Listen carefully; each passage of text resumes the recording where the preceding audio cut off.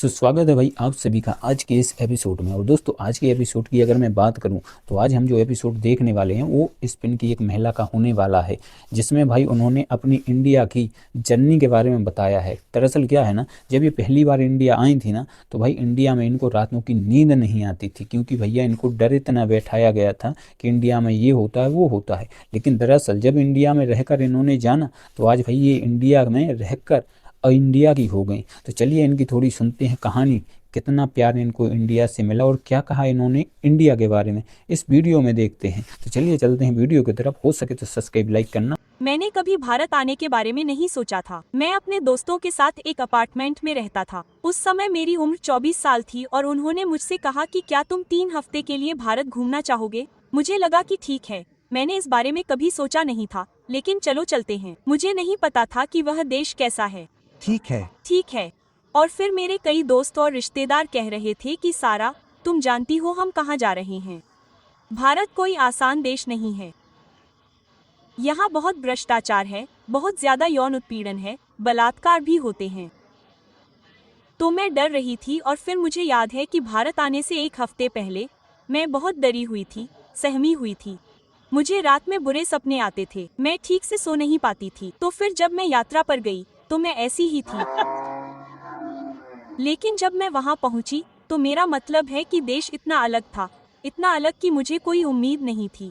लेकिन फिर मुझे पता चला कि यह एक ऐसी जगह है जिसके बारे में मैं और जानना चाहता हूँ, क्योंकि यह कुछ ऐसा है जिसके बारे में मैं कल्पना भी नहीं कर सकता था। आप जानते हैं कि यहाँ की संरचना, शहर, संस्कृति, धर्म, यह सब मेरे दिमाग से बाहर था। बाद में जब मैं स्पेन वापस गया तो मैं इसे संसाधित करना चाहता था, लेकिन मैं देश के बारे में और जानने के लिए उत्सुक था।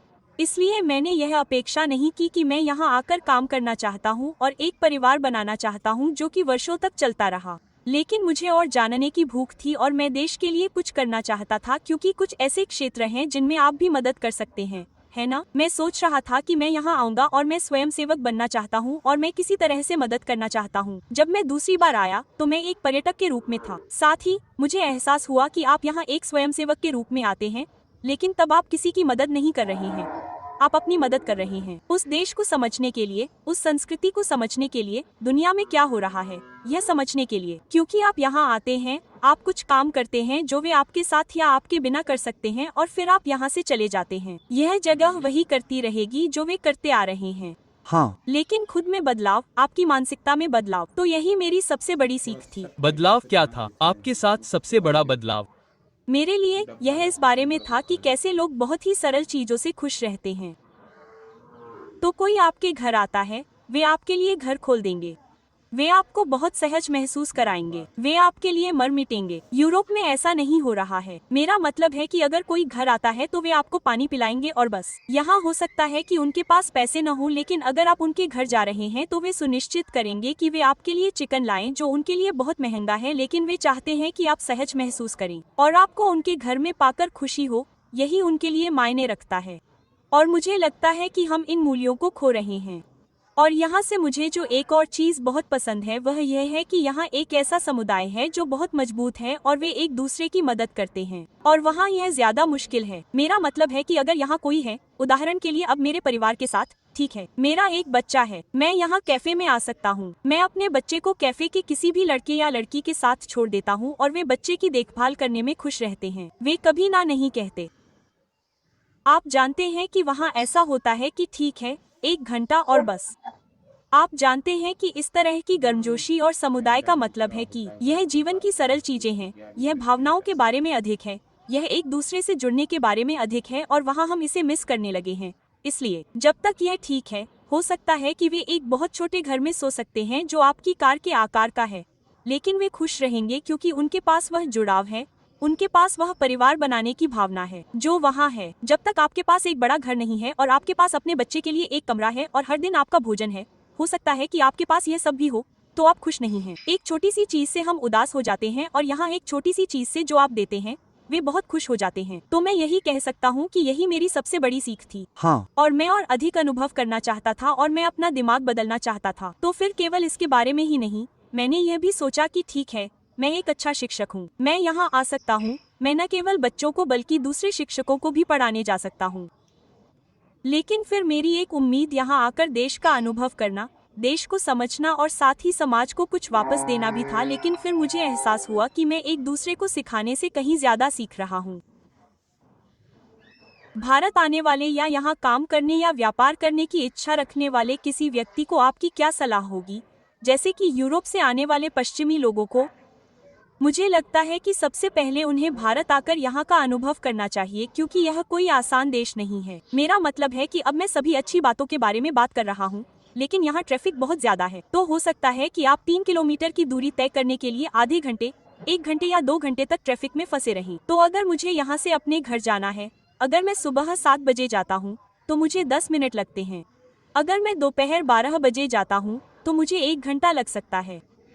तो यही अंतर है, क्योंकि यहाँ ट्रैफिक बहुत ज्यादा है। तो यह आपको सीमित करता है, यह आपको बहुत सीमित करता है, क्योंकि अगर आप दोस्तों के साथ बाहर जाना चाहते हैं या शॉपिंग करना चाहते हैं या फिर बेसिक चीजें करना चाहते हैं तो ट्रैफिक आपकी लाइफ को सीमित कर देगा। इसलिए मुझे लगता है कि यह बहुत जरूरी है कि वे यहाँ आएं और इसका अनुभव करें। लोगों के साथ काम करने का तरीका भी अलग होता है। आप जानते हैं कि एक दूसरे को समझने का तरीका भी अलग होता है। क्या अंतर है? खास तौर पर सहयोगात्मक काम।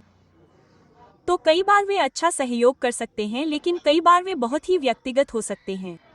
मेरा मतलब है कि वे बस अपने दम पर काम कर सकते हैं, और अगर आपको मदद की जरूरत है तो जब तक आप वहां नहीं जाते और उनसे हर एक डिटेल नहीं पूछते, तो हो सकता है कि आप समझ न पाएं। अगर लोग वास्तव में उस जगह में बस जाते हैं और उसे पसंद करते हैं तो उन्हें सबसे बड़ा इनाम क्या मिल सकता है? यह एक ऐसी जगह है जहां आपको बहुत मजा आता है। मेरा मतलब है सो मैं भाई इस वीडियो को रखना चाहूँगा यहीं तक, और अब करूँगा वीडियो के ऊपर बात। तो जैसे कि भाई इन्होंने कहा कि भाई वास्तविकता में यही है कि जो वास्तव में इंडिया के बारे में लोग हैं, यूरोप, अमेरिका, ये लोग जो सोचते हैं ना, उससे दरअसल बहुत उलट है।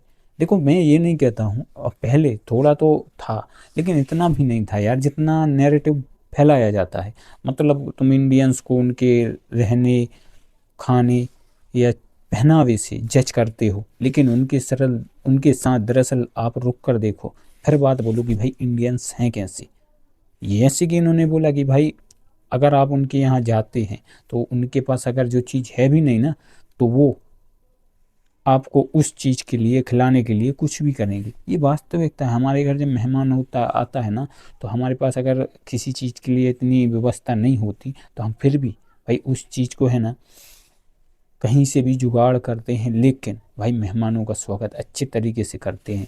और जैसे इन्होंने रेले क्या बोलते हैं, अपने अनुभव में जाना भी और किया भी। अब जब पहली बार आई थी तो मैडम कहीं भाई नींद नहीं आ रही थी, लेकिन जब अब रुकी हैं इंडिया में तो अब उनके विचार कैसे हैं। तो भाई किसी व्यक्ति को जज करने से पहले है ना, उसके साथ घुलो मिलो रह कर देखो। और वास्तव में बात बताएं ना, तो जैसे हम रिलीजन में हमारे रिश्तों को मानते हैं ना, ये हमारी सबसे बड़ी खूबी है भाई। ये मानना पड़ेगा आपको, जो हम रिश्ते निभाते हैं और लोगों के साथ अपने अच्छे तरीके से भाई हमेशा उनके साथ खड़े रहते हैं, ये नहीं देखते ये कौन है।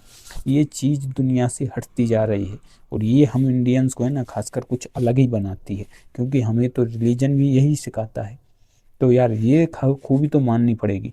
अब जैसे कि इनका भाई एक्सपीरियंस रहा है, तो आप अपनी राय हमें कमेंट बॉक्स में दीजिएगा। बाकी हम इस वीडियो को यहीं पे समाप्त कर देते हैं। मिलेंगे अगले किसी एपिसोड में, तब तक के लिए लेते हैं विदा। जय सिया राम।